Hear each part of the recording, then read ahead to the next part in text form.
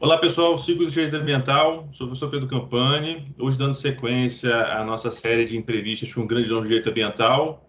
Eu tenho a honra e o prazer aqui de conversar hoje com o Dr. Werner Grau, doutor em Direito pela Universidade de São Paulo, sócio da área ambiental do escritório Pinheiro Neto Advogados, um grande profissional, foi meu professor, tá? Eu só aprendo cada vez mais com ele, é uma honra. E hoje a gente vai falar sobre uma questão super sensível e importante na seara do direito ambiental, que é a advocacia em situações de desastre, né? O Werner também tem experiência nessa área e vai poder compartilhar um pouco aqui a experiência dele profissional. E eu começo já com a primeira pergunta. Werner, qual que é o maior desafio para o advogado que atua num caso de desastre, que o cliente esteja envolvido num caso de desastre? Bom, Pedro, primeiro, obrigado, né? É um prazer estar aqui e é interessante você dizer que eu fui seu professor, porque isso só prova aquela teoria do aluno que supera o mestre, né? Então, eu fico muito à vontade, você sabe que para mim é um prazer conversar contigo.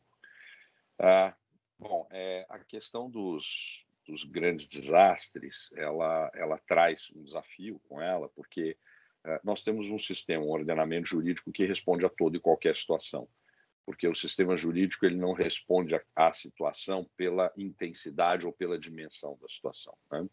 Se eu tiver um caso em que você tem um fato jurídico acontecendo de uma dimensão pequena ou de uma dimensão enorme, a lei é a mesma, porque a lei não faz essa distinção. Ontem mesmo eu discutia isso sob a perspectiva do direito penal, não é? Eu explicava a um amigo que aquela pessoa que roubou 100 mil reais ou a pessoa que roubou 100 milhões de reais, a situação aqui é o roubo, é o crime, né? O crime é o mesmo, o fato tipificado é o mesmo. Então, a intensidade do fato pode até trabalhar como atenuante, agravante, pode até trazer uma visão diferente da sociedade para o fato em si, para o evento em si, mas, na verdade, o ordenamento jurídico é o mesmo. E a frieza do ordenamento jurídico diante de peculiaridades do caso, que não caracterizem necessariamente agravantes ou atenuantes, é uma necessidade, porque senão amanhã nós vamos começar a graduar, né, do muito pequeno, que nós vamos aplicar o princípio da bagatela, ao absurdo, que a própria lei vai chamar de hediondo. Você tem um leque aqui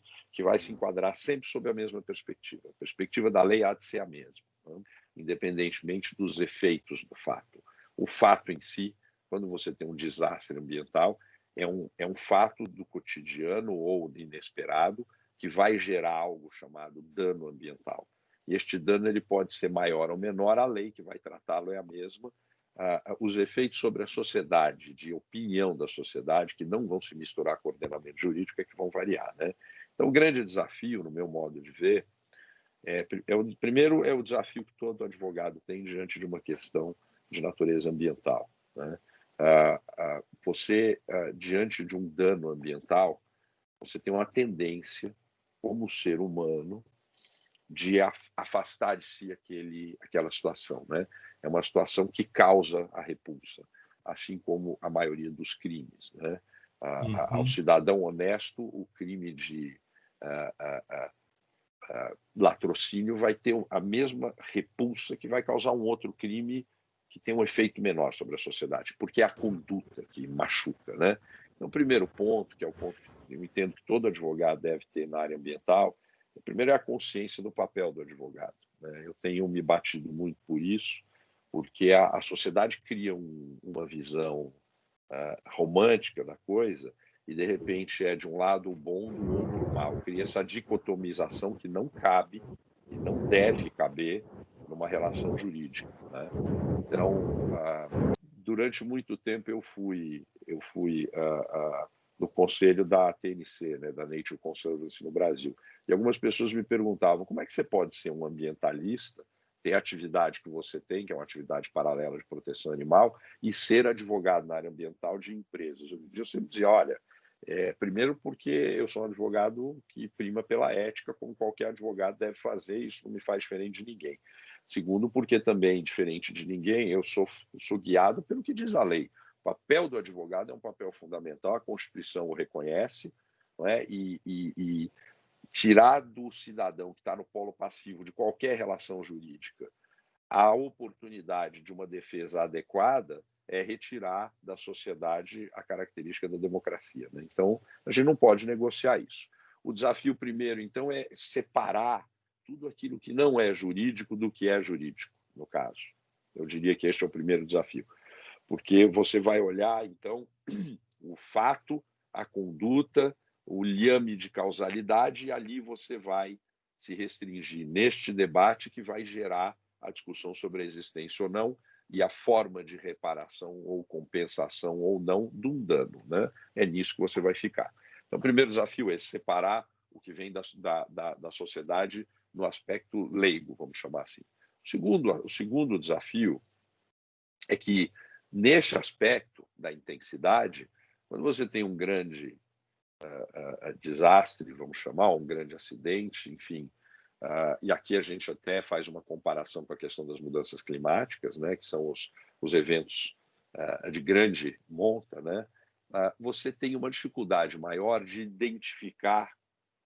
Você identifica com facilidade o fato, você identifica com facilidade um liame de causalidade quando ele existe, e depois você tem que identificar os efeitos. Na questão dos efeitos aqui, o tema se torna mais difícil de lidar, porque são muitos efeitos, então você tem um leque de frentes de trabalho muito grande.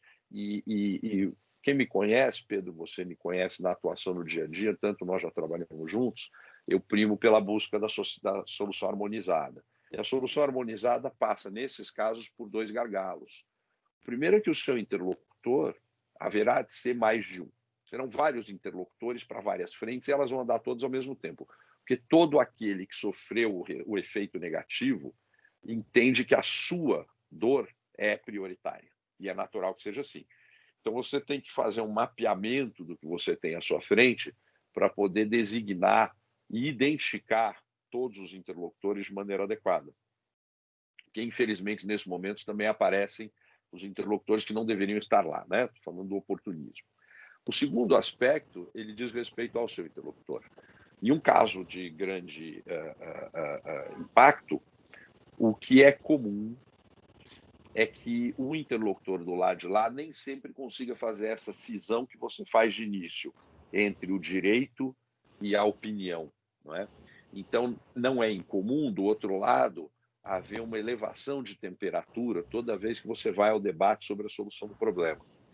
Não é incomum que haja uma vontade de aplicar algo que não existe no nosso direito, mas que vai caber lá no direito americano, que é o punitive damage, né? É a atuação de maneira punitiva. Não é resgatar aquilo que se afetou, mas ir além como uma forma de punir. E nessas horas surgem as pirotecnias comuns em sociedades como a nossa, que tem, felizmente, um sistema, um arcabouço institucional muito forte, mas que a sociedade ainda está passando por algumas transições. Nós vivemos um momento de muita polarização e começa aquele debate do certo e do errado, né? O fla-flu.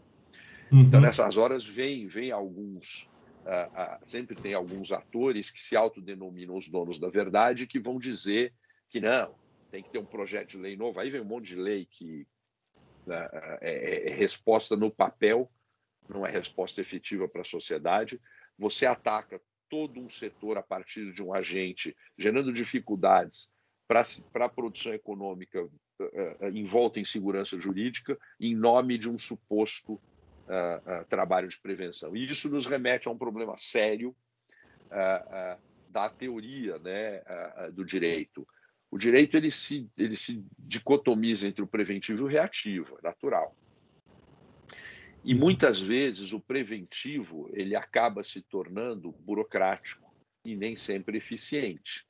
E aí, na hora que você tem o efeito negativo, né, eu costumo dizer o seguinte, que o sistema de licenciamento ambiental, por exemplo, ele trabalha com tudo aquilo que a sociedade prevê.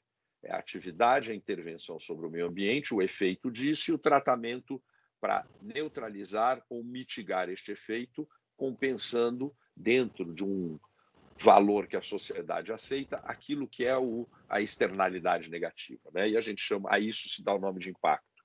Eu costumo dizer, isso é uma visão muito própria minha, que o dano é o inesperado.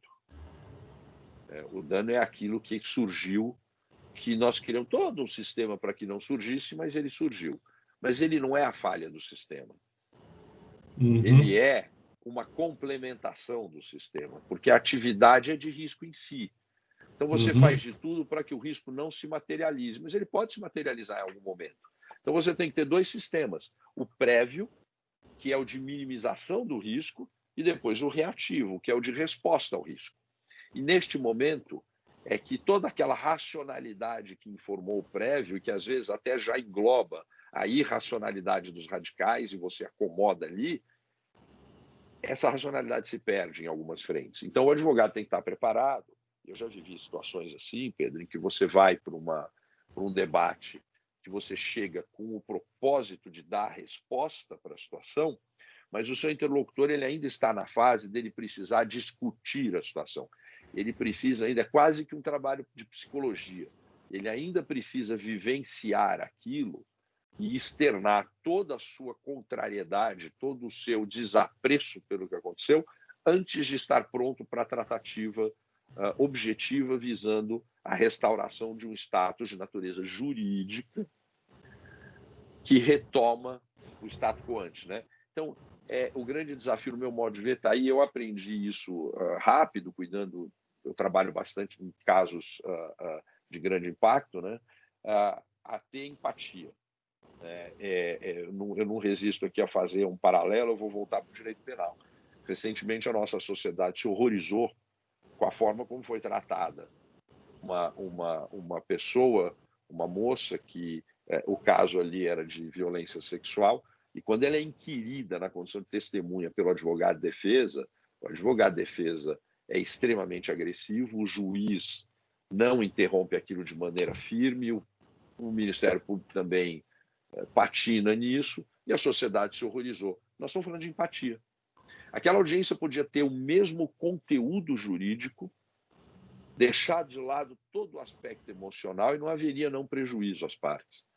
Então, eu já me acostumei a sentar representando a empresa que é acusada de uma determinada situação extremamente danosa, e o meu interlocutor está mais preocupado em me contar o quanto ele gostaria de agredir aquela empresa, e aí ele faz uma transferência, né? Ele não entende que eu sou um terceiro, eu não estava lá na hora que aconteceu o fato, eu fui contratado para resolver o problema, mas ele vê em mim a personificação da empresa. Então, você, advogado, vai precisar se sentar, se despir de todo e qualquer impulso de reação, porque não vai ajudar, e no limite do que deixa de ser razoável diante das circunstâncias e passa a agressão, aí você tem que reagir sim, e advogado, suas prerrogativas não podem ser vilipendiadas em nenhuma situação.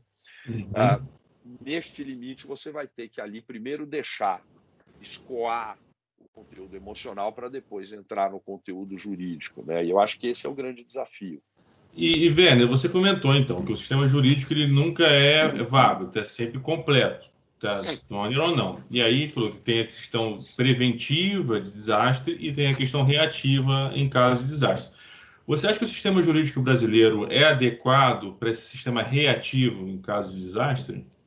Claro que sim, claro que sim. Pedro, nós temos, e aí vamos lá, né? Nós não podemos ter o que eu chamo de esquizofrenia circunstancial, né?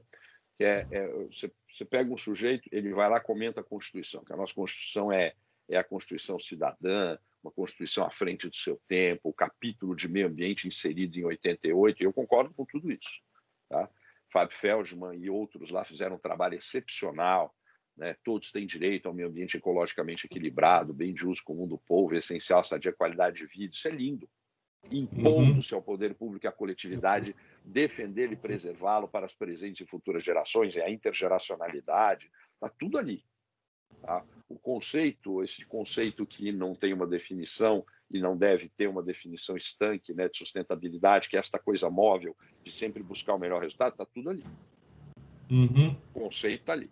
Muito bem.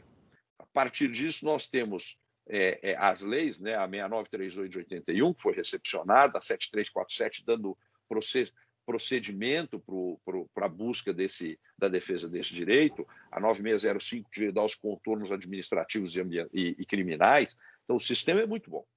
Isso no papel. Bom, e na prática? Bom, na prática, nós temos os legitimados para a ação civil pública. Você tem um Ministério Público que basta olhar o que fez agora recentemente neste país nas questões de natureza política.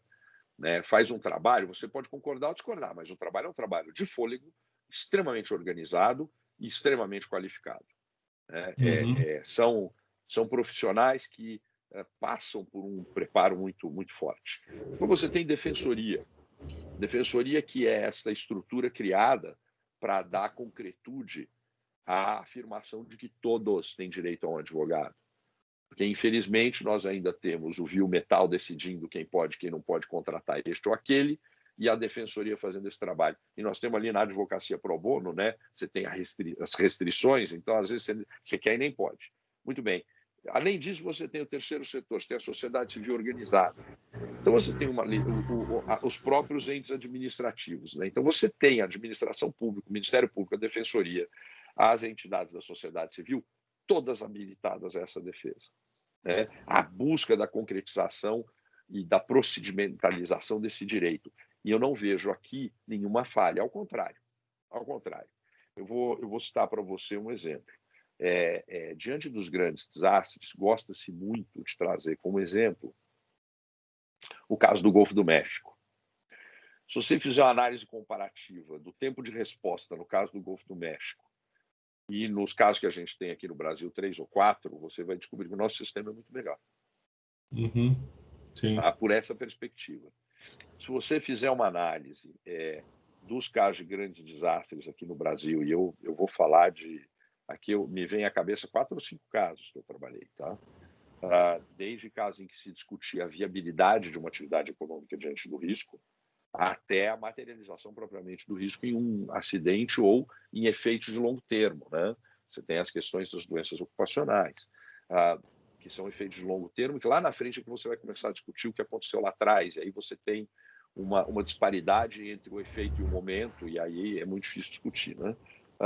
Para todos esses casos, a gente vê o Ministério Público extremamente ativo, a gente vê a sociedade civil se organizando, a gente vê o judiciário provendo resposta. Né? Não é à toa que em um caso bastante rumoroso, que é o caso de Mariana, recentemente o judiciário britânico, que foi provocado por N atores, alguns deles até surpreendentemente provocando a justiça britânica a julgar lá o fato que aconteceu aqui, que é o rompimento da barragem de Fundão, com efeitos aqui, neste país. Sob o direito brasileiro, o judiciário britânico foi provocado sob o argumento de que a coisa aqui não andaria, como se isso aqui fosse uma república das bananas. E, felizmente, a decisão do judiciário lá, recente, foi de afastar essa discussão, não é? E foi uma discussão do ponto de vista da prática do direito, né? Nós que gostamos do direito em tese e na prática e de fazer essa junção, nós temos ali um conteúdo nessa decisão que é brilhante. Né? É muito interessante ver como é que se aplicam as regras do direito internacional, né? A questão do abuso, né? O pedido abusivo, porque não faria sentido mesmo, e num segundo aspecto, se não fosse o pedido abusivo, a questão do fórum non convenience, né? E nós contamos ali com um parecer brilhante do ministro Rezec, algo fora de série. É muito interessante ver isso. Né? O nosso sistema é um sistema que tem todo o arcabouço institucional, tem um instituto, o Ministério Público Brasileiro, ele tem um nível de intervenção, um nível de poder, uma independência que não tem em muitos dos outros países. Tá? Não tem todo integrante do Ministério Público é livre, absolutamente livre, ele não tem vínculo, não tem um chefe que diga para ele não pode, quer dizer, tem uma independência funcional bruta, eles têm orçamento próprio, então não tem aqui por onde dizer, no meu modo de ver, que o sistema brasileiro não funcione.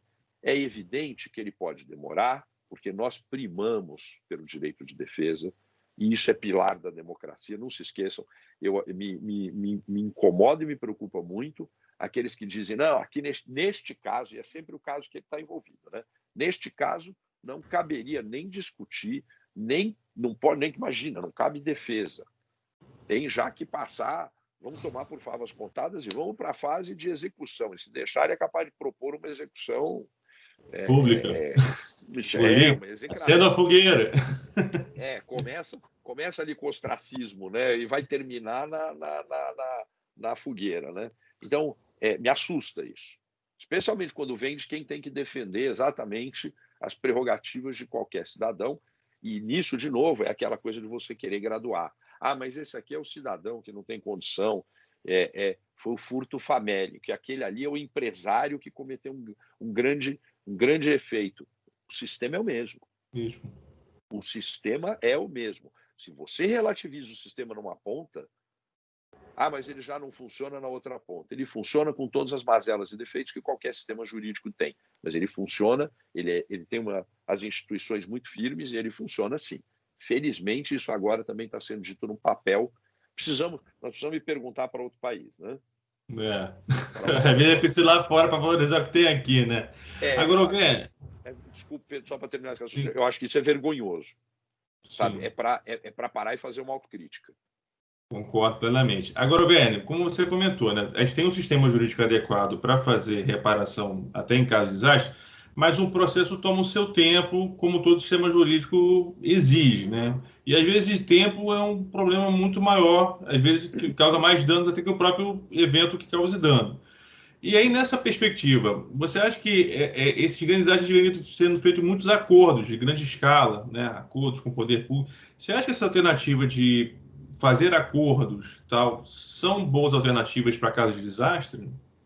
Pedro, eu acho que é a melhor alternativa, não só para desastre, mas para qualquer caso. Pelo seguinte, toda vez que você tem uma decisão, que você submete a uma decisão judicial, alguém vai ter recorrendo ou não, porque isso é outra coisa, né? Eu já ouvi dizer assim, não, mas o sujeito não recorreu. É uma prerrogativa dele. Nós precisamos parar de querer decidir pelos outros. Eu posso fazer uma análise puramente econômica, ou puramente reputacional, ou misturar as duas coisas, ou puramente de estratégia. E ponto final. E ninguém pode me questionar por isso. O direito de recorrer não é um dever de recorrer. Eu vi um caso recentemente que se chegou ao absurdo de dizer que poderia haver conluio entre partes porque não recorreram de uma decisão. Isso é o fim do mundo, isso é primário. Desculpe, mas é de quem sentou no banco de faculdade errado. Aqui não pode, isso é ofensivo. Ou está cheio de má intenção, né? Ou tem uma agenda que a gente não conhece. Para usar os mesmos termos de quem falou, ou tem uma agenda que a gente não conhece, né? Uma outra agenda. Muito bem. É lógico, muito bem. O acordo, ele é a harmonização pelo exercício de todas as partes envolvidas, de abrir mão de uma parte, não do seu direito, mas do efeito do seu direito, né? Então, quando a gente fala de direitos, lógico, se nós estamos falando de direitos indisponíveis, o que a gente vai negociar é a forma de alcance da reparação, né? Diferir no tempo, diferir a forma de pagamento, etc. Isso é uma coisa.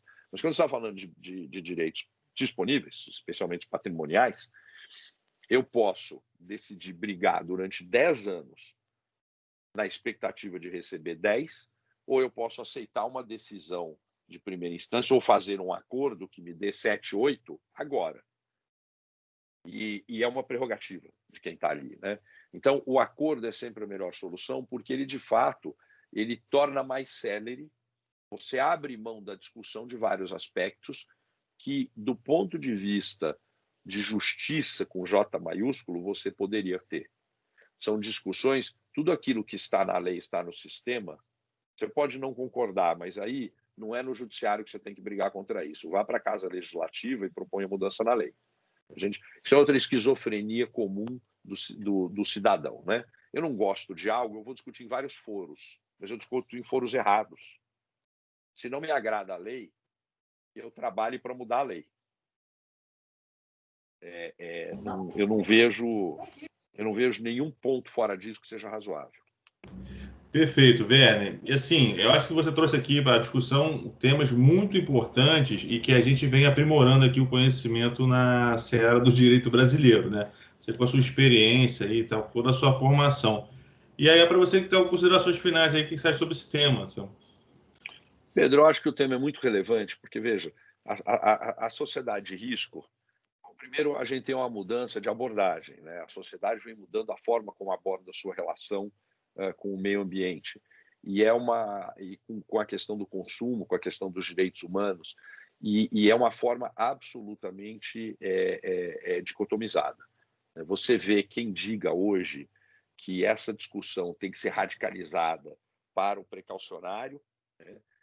Abrindo mão, inclusive, a sociedade de determinados avanços no plano social e econômico em nome de uma preservação da intergeracionalidade, e, de outro lado, você vê quem trabalha na premissa inversa, né?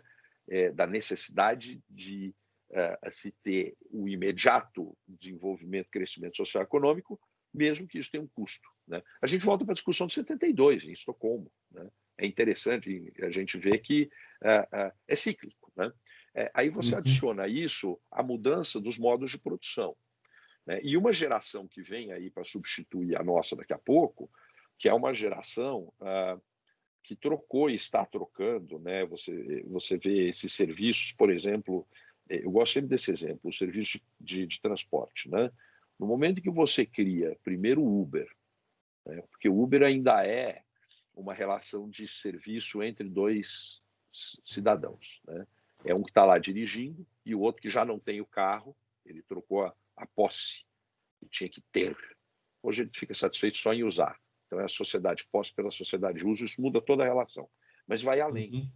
Não faz muito tempo, isso chegou no Brasil não tem muito, eu estava fora do Brasil, eu estava lá no Reino Unido, onde as pessoas respeitam o direito alheio, e inclusive no plano internacional, eu entrei, eu abaixei aquele aplicativo Zipcar, né? O carro está na rua, você vai lá, bota um QR Code, entra no carro, usa e ele te cobra pelo tempo e quilometragem que você usou. Esta relação é relação de uso puro, porque não tem nem alguém dirigindo para mim mais. Então tem um degrau aqui. Esta sociedade ela é muito diferente. E o risco vai ser tratado de uma maneira muito diferente, porque você vai concentrar. Então eu tenho aquela empresa, a Zipcar, ela tem o carro, ela cuida do seguro, ela cuida do IPVA, etc. O risco é todo dela. E ela ainda potencializa esse risco porque ela põe lá para dirigir o carro alguém que ela não sabe como dirige. Você perde totalmente o controle nessa relação. A relação que era de trabalho, ou parecida com isso do sujeito que está lá dirigindo Uber, e essa discussão, o sujeito do Uber, ele está sujeito às regras trabalhistas ou não, já é uma discussão que mostra como a sociedade está mudando. E o risco que está atrelado a isso muda também. E nas relações isso vai acontecer também. Diante disto, eu acho que o tema é muito relevante, porque nós precisamos repensar como é que nós nos posicionamos diante da questão. Como é que o nosso direito reflete isso? Essa Constituição Cidadã maravilhosa de 88, esse arcabouço maravilhoso que hoje funciona, ele vai ter que ter pequenos pontos de aprimoramento no futuro para se adaptar às novas relações. Mas, no fundo, no âmago da coisa, no conceito, já está posto, está muito bem posto, já tem as instituições, basta que nós entendamos que quando você tem a discussão entre o factual e o legal, há uma análise aqui que passa por ciência, passa por apuração.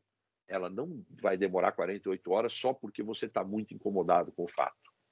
Ela vai demorar o tempo que ela tem que demorar. Entendi. Ó, pessoal, esse aqui foi o Dr. Werner Grau dando mais do que uma entrevista, uma aula, tanto de direito quanto da prática na advocacia, numa situação de desastre. Werner, muito obrigado. Foi um prazer, uma honra aqui contar com você. E esse aqui foi o Ciclo de Direito Ambiental. Quem gostou, curte aí. Quem não gostou, pode reclamar. Acho complicado, porque a entrevista foi muito profunda e muito legal. E a gente se vê até o próximo episódio. Valeu, pessoal. Até mais. Obrigado. Obrigado, Pedro.